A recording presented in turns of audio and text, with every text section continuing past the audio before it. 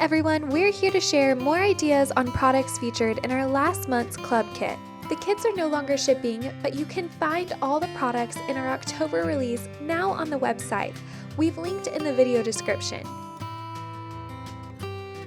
In this video, we are sharing ideas for the following products: Cake Time Texture Die, Cake Time Stencil, and the Sub-Sentiment Cake Time Die Cut.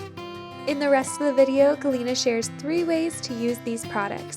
We hope you enjoy it and feel inspired as she creates 3 cards with it.